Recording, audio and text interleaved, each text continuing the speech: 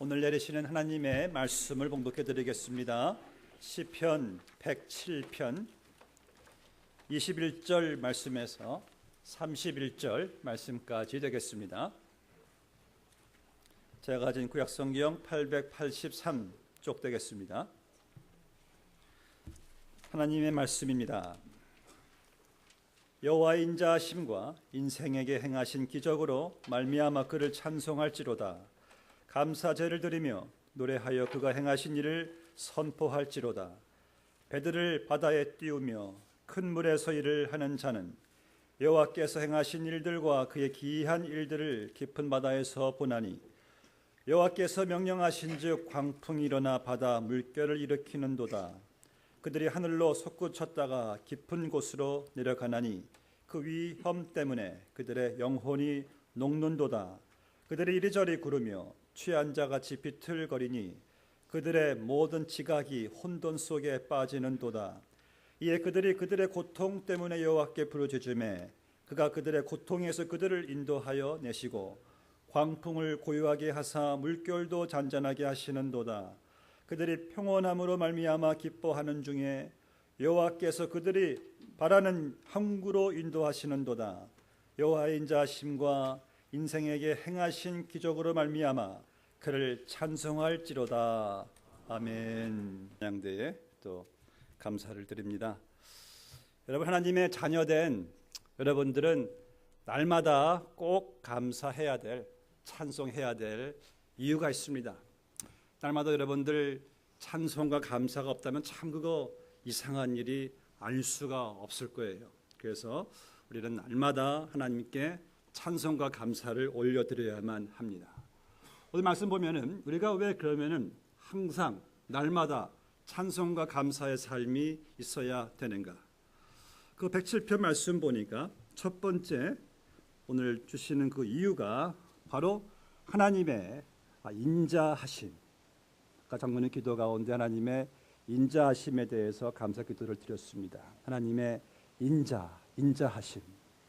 오늘 시편에서 제일 많이 나오는 하나님의 성품에 대한 그 찬양의 이유를 하나님의 인자하심이라고 말씀하고 있어요. 하나님의 인자하심을 찬양해야 됩니다. 저희 교회가 개척되고요, 찬양대가 있기 전에 먼저 남성 중창단을 세웠습니다. 그 다음에 여성 중창단. 그래서 날마다 주일마다 찬양을 드렸는데 혹시 기억나세요? 남성 중창단 이름이 헤세드라고, 헤세드 남성 중창단, 또 헤시바 여성 중창단. 헤세드의 뜻이 무엇이냐? 오늘 말씀 그대로 unfailing love, 인자하심, 영원히 변치 않는 하나님의 성실한 그 사랑, 그 사랑을 찬송하라는 말씀이에요. 여러분, 하나님께서는요, 여러분의 불성실함에도 불구하고 그분은 성실합니다. 우리의 참 변덕스러운 신앙에도 불구하고 하나님은 변하심이 없는, 그분은 변덕스럽지 않으신 분이세요. 만약 하나님이 우리 인간처럼 변덕스러우시다면 그 누가 여러분 구원받겠습니까? 그 누가 지금까지 살아올 수가 있겠습니까? 우리는 쉽게 변해도 그분은 변치 않으시는 그분의 그 사랑, 간섭하심 때문에 여러분들이 지금까지 이렇게 살아올 수가 있는 것이죠. 하나님의 unfailing love. 나는 쉽게 포기할지라도 나를 절대로 포기하지 않으시는 unfailing love. 그분의 인자하심. 1989년에요. 영국 최고 문학상입니다. 이 윗브래드라는 문학상을 탄 수상 작품은 크리스토퍼 놀란의 Under the Eye of the Clock, 이 시계의 눈 밑에서란 그 책으로 영국을 놀랍게 한 소설을 썼는데, 이분은 3살 때 뇌성마비가 걸려가지고요, 말도 못하고 뭐 듣지도 못하고 이 손, 팔도 움직이지 못하고 발도 움직이지 못하고 그저 그분이 움직일 수 있는 것은 이 목밖에 없었어요. 그래서 그분은 이제 소설을 쓰려면 이 이마에다가 짝대기 하나 이렇게 딱 달아가지고 계속 타작이나 컴퓨터를 이렇게 찍는데 그 한 장 찍는데 12시간이 걸려요. 또 어떻게 이러한 상태의 사람이 그러한 위대한 소설을 쓰게 되었는가? 그분이 한 말이, 주변 사람들이 나를 내 모습 그대로 받아줬습니다 라는 말을 그가 고백을 했습니다. 여러분, 나를 내 모습 그대로 완전하게 받아드시는 분이 누군지 아세요? 바로 예수님이세요. 그분은 내 모습 그대로 기쁘게 영접해 주시고 나 같은 인간, 나 같은 죄인을 통해서도 참 무엇인가 이룩하려고 하시는 그 주님, 우리의 연약함, 우리의 부족함, 우리의 쓰러짐, 우리의 모든 그 장애, 모든 결함 속에서도 하나님께서는 그 인자하심으로 우리를 용납해 주십니다. 늘 참으시고 포기하지 않으시고 지금까지 인도해 주셨고 내일도 인도해 주실 것입니다. 그래서 우리는 하나님의 그 영원하신 그분의 성품, We have to praise His unfailing love. 찬양하셔야 되는 것이에요. 2차 세계대전 시에 그 독일군들이 많은 그 지하 동굴들을 감옥으로 이제 삼았다고 하죠. 그래서 병균들이 득실거리는 그 참혹한 감옥에 이제 다 해방되고 그곳에 들어가서 이제 볼 때에 그때 감옥의 한 포로 중 한 명이 그 벽에 쓴 글이 지금까지 있습니다. 사진으로 제가 봤는데 이런 글귀가 있어요. 태양이 구름에 가려 있어도 나는 태양이 존재함을 믿노라. 비록 하나님께서 침묵하신다 해도 나는 나를 향한 하나님의 사랑이 변치 아니함을 믿노라. 여러분 참 변덕스러운 게 구름 같아요. 참 구름은요 먹구름 끼다가도 사라지다가도 왔다 갔다 하잖아요. 그런데 참 계속해서 변치 않는 것은 태양이에요. 태양은 항상 그 위에 떠올라 있듯이 여러분 우리가 하나님께서 때로는 참 침묵하시는 것처럼 느껴질 때가 있죠. 하나님 지금 이 상황 속에서 그분은 뭐 하시나? 하나님은 여전히 우리에게 동일한 사랑으로 그리스도는 어제 오늘 영원히 동일한 사랑으로 우리에게 그 인자하심으로 우리에게 다가오시는 그 하나님을 깊이 묵상하며 찬양하시길 주의 이름으로 축복합니다. 예. 오늘 또 우리가 하나님께 날마다 찬송해야 되고 감사해야 되는 그 이유가 본문 말씀에서 제일 많이 나오고 있는 단어가 있어요. 인생에게 행하신, 우리에게 행하신 기한, praise him his wonderful deeds. 하나님의 그 기한 일을 여기서 찬송하고 기뻐하라 무려 4번씩이나 말씀하고 있어요. 인생에게 행하신 기한 일에 찬송하고 감사해라. 여러분 기한 일이 본문에서 3가지로 우리가 알 수가 있습니다. 그 첫 번째는 내게 행하신 그 기한 일은 지금 내가 이렇게 인간의 몸을 입고 살아있다는 것, 내가 이렇게 지음받아가지고 살아있다는 것. 참 여러분 그렇잖아요. 지금 제가 작품이에요. 저만이 아니고 여러분들 모두가 다 하나님의 작품들이십니다. 오해하지 마세요. 저만 작품이 아니에요.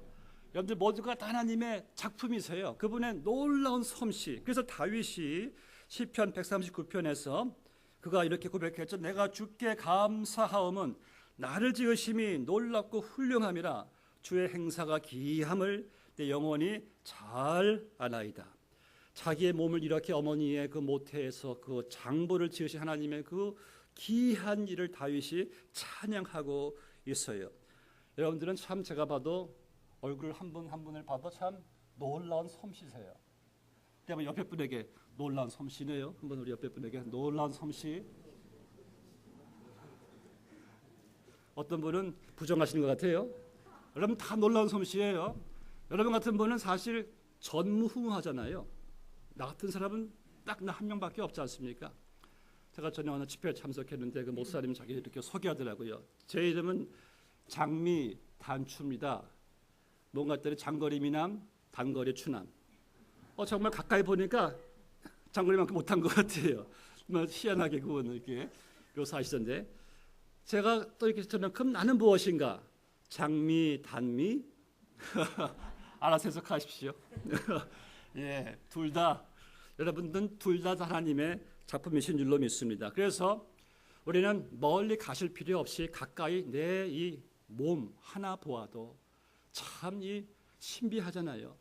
이 다윗의 시대는요. 다윗은 사실 의학이 발달되지 않아가지고 그때 현미경이 있습니까? 근데 다윗은 자기의 그 하나님의 그 몸 지으신 것에 대해서 너무나 귀하게 다윗이 하나님께 찬양했는데 지금 의학이 발달된 상황 속에서요. 얼마나 많은 학자들이 우리 인체를 가지고 노벨상을 탔습니까? 참 연구하면 참 우리 몸처럼 너무나 신비한 게 없어요. 정말 작은 우주라고 불릴만한 그러한 우리의 몸. 야, 하나님께서 볼 수 있는 눈으로 하나님을 찬양하고 말할 수 있는 입으로 하나님께 감사하고 또 생각할 수 있는 이 뇌로 하나님께 감사하고 저는요 지금 내가 이렇게 이 몸으로 살아있다는 자체가 참 너무나 이게 신비해요. 아멘. 여러분 감사하셔야 돼요. 그런데 오늘 본문 말씀에서 제일 강조하는 것은요 바로 그분이 행하신 기이한 일 His wonderful deeds of salvation. 구원의 기이한 일. 본문의 1절 말씀 보세요. 여호와께 감사하라. 그는 선하시며 그 인자하심이 영원함이로다. 여호와의 속량을 받은 자들은 이같이 말할지어다. 여호와께서 대적의 손에서 그들을 속량하사. 이 속량했다란 말이 하나님의 기이한 일이래요. 속량의 뜻은 영어로는 무슨 말씀입니까? payback, redeem, redemption. 이 말은 내가 무엇을 값을 주고 사서 그 자유하게 했다란 말이에요.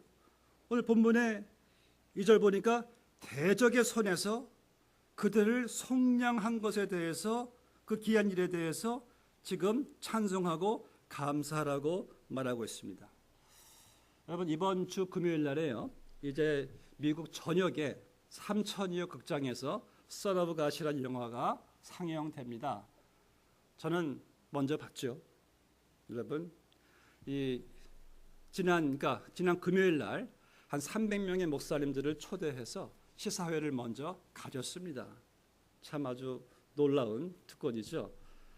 그런데 그 영화를 봤는데요. 정말 얘기 듣던 대로 여태까지 나온 예수님 영화 중에서 최고의 작품이라고도 할 만큼 참 그 스토리 전개와 그 사운드 뮤직, 그 백그라운드 뮤직과 스페셜 이펙트가 기가 막히더라고요. 정말 아주 놀랄 정도로 잘 만든 영화예요.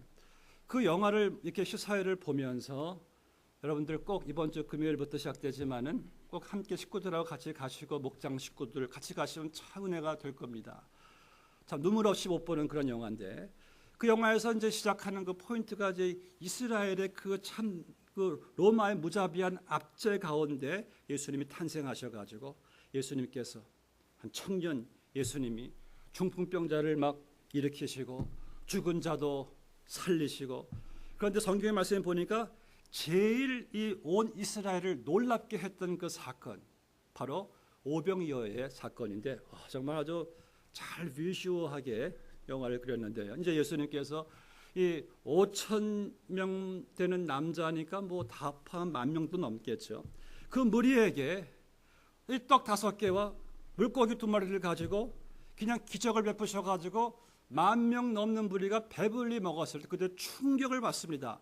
야, 이제 먹는 것에서 우리는 해방됐다. 저 사람만 왕으로 삼으면 된다. 막 왕으로 막 삼자고 막 난리 날 때 예수님께서 슬퍼하시는 가운데 빈들로 피하세요.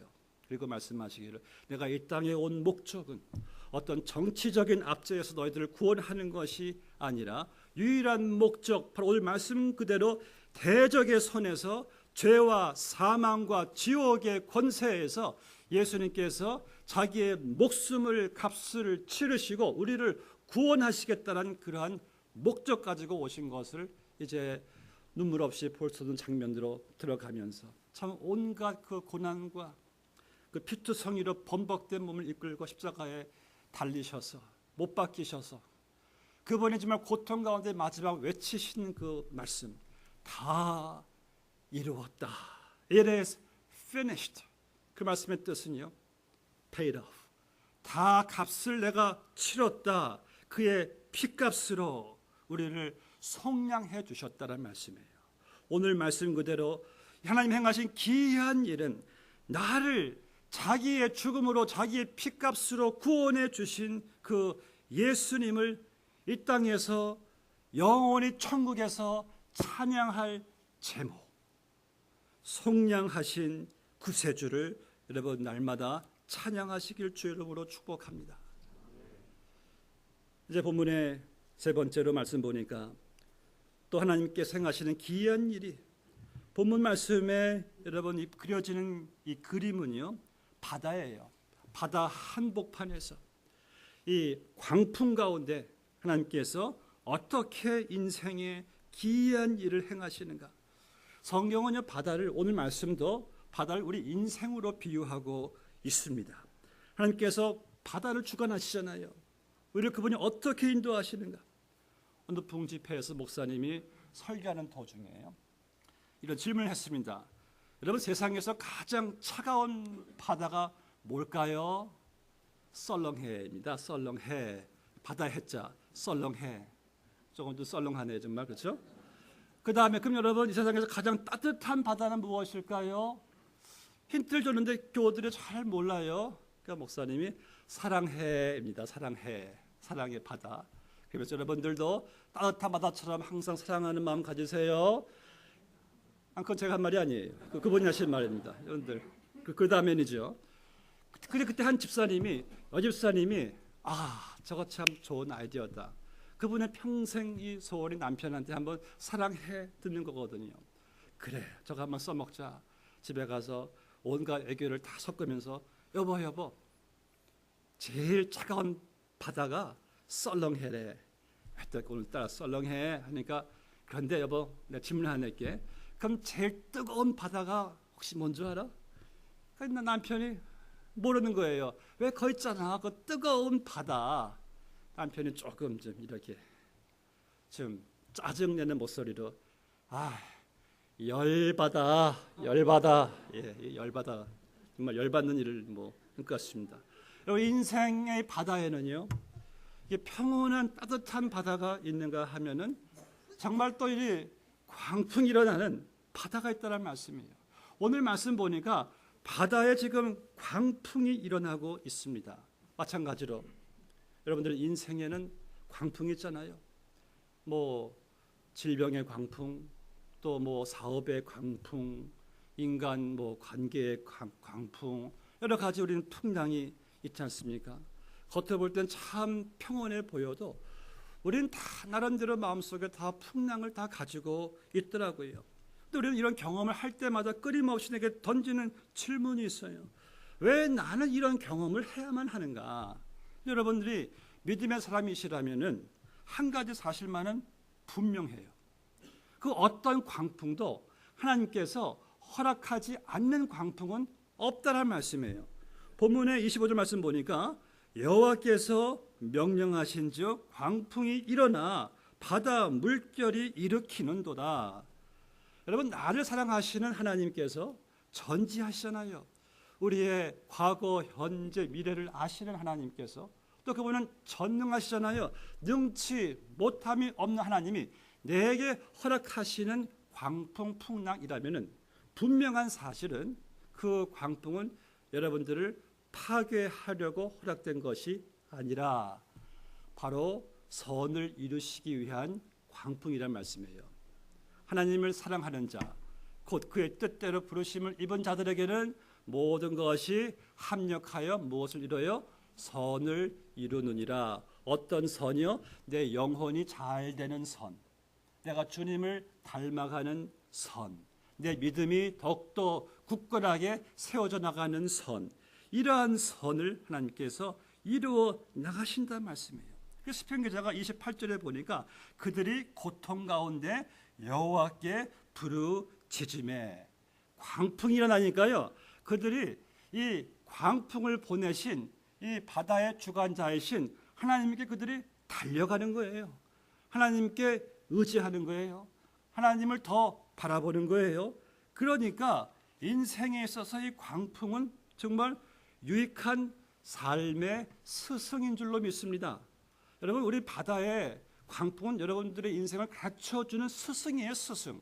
이건 유익한 겁니다. 그래서 성경은 너희가 세상에서 여러 가지 시험을 당하나 이상하게 여기지 말라고 그래요. 이상하게 여기지 말래요. 왜요? 당연하게 우리의 인생의 필수 과목으로 하나님께서 보내시는 파도, 광풍이란 말씀이에요. 그래서 뜻이 없는 광풍은, 풍랑은 없습니다.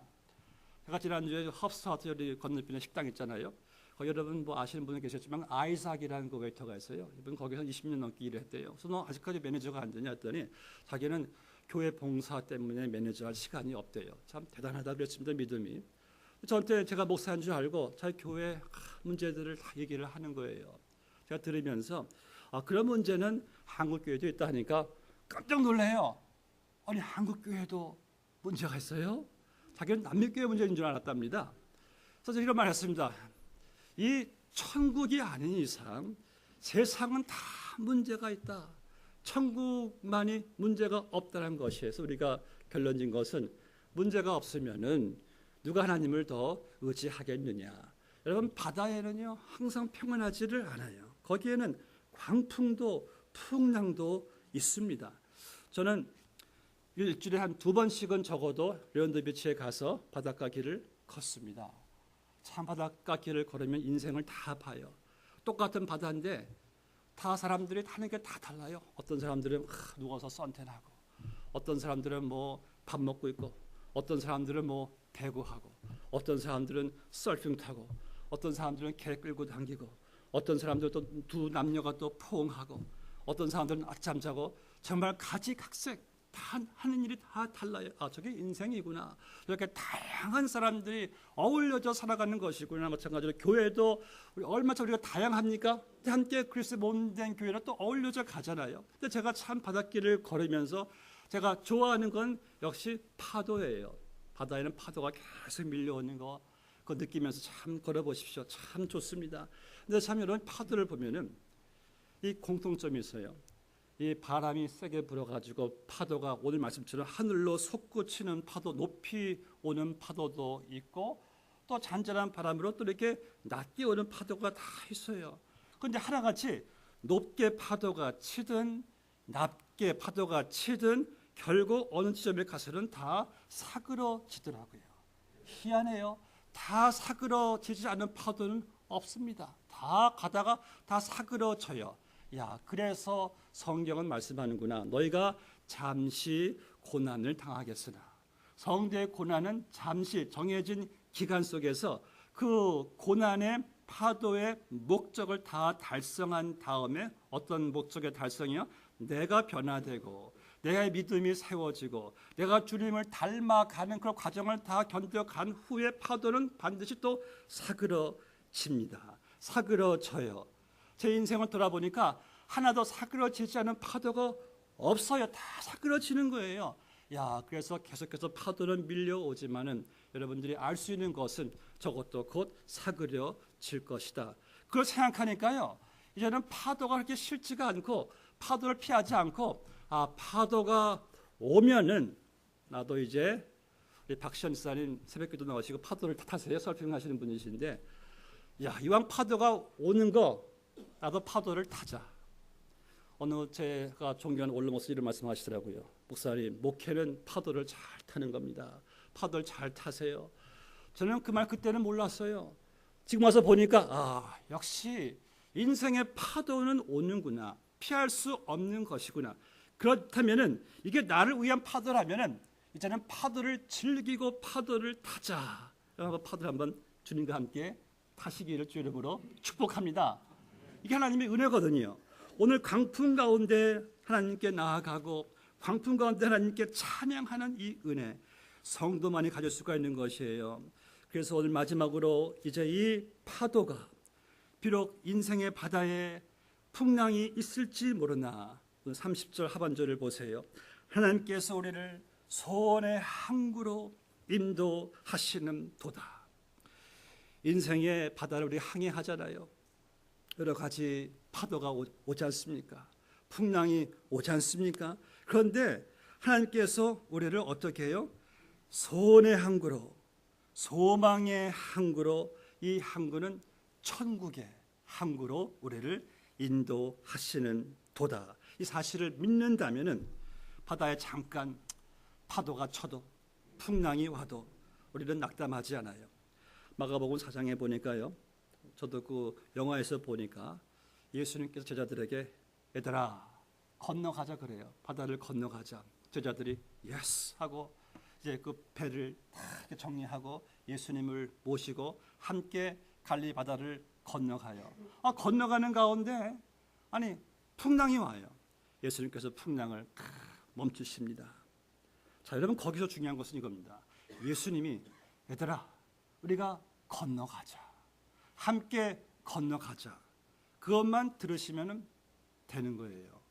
건너가자라는 말씀은 그분이 함께 그 한국까지 우리를 데리고 가겠다는 말씀이에요. 그런데 여러분, 예수님께서 우리를 데리고 가는 그 바다에는 풍랑도 있어요. 근데 풍랑이 있어도 풍랑을 허락하신, 풍랑을 주관하시는 예수님이 내 배 안에 계시고 그분이 함께 건너가자 했다면 그분이 책임져 주시고 그분이 다 우리를 그 소망의 항구로 인도하실 것이 분명하니 우리 성도는 풍랑이 와도 두려워하지 않습니다. 우리는 감사할 수가 있는 것이에요. 여러분, 우리가 천국에 소망할 때 천국이란 것은 타계 신앙이 아니에요. 천국이란 것은 내가 죽어서 가는 곳이다. 여러분, 천국은 이 땅에서의 삶을 위한 천국의 소망이에요. 천국의 소망을 가진 사람들은 오늘을 담대하게 평안하게 찬송 가운데 살아갈 수가 있는 줄로 믿습니다. 파스칼이 이렇게 말했어요. 여기에 세 종류의 사람이 있습니다. 첫 번째 사람은 내일이 전혀 어떤 일이 일어날지 모르는 사람. 두 번째 사람은 내일 불길한 일이 일어날 것 같다는 불길한 애감만 갖고 사는 사람. 세 번째 사람은 내일 결혼식을 기다리고 있는 신랑 신부. 그럼 누가 가장 오늘을 아름답게, 오늘을 여러분 기쁘게 살아갈까요? 세 번째 사람이죠. 그 사람은 천국에 대한 소망이란, 내일에 대한 소망이란 내일 자체가 아니라 오늘을 나에게 담대함을 주고 평안함을 주고 찬송을 주고 기쁨을 주는 이 소망을 가지고 우리는 살아가기 때문에 우리는 인생의 바닷속에서 문제가 있어도 조금 좀 풍랑이 와도 광풍이 와도 주님 내 옆에 계시고 그분이 얘들아 우리가 건너가자, 소망의 항구로 또 우리를 데리고 가시니 우리는 그저 주님께 붙어 있어 주님 알아서 해주실 것을 믿고 감사와 찬송을 올려드리기를 주 이름으로 축복합니다. 함께 기도하시겠습니다. 아버지 하나님, 감사합니다.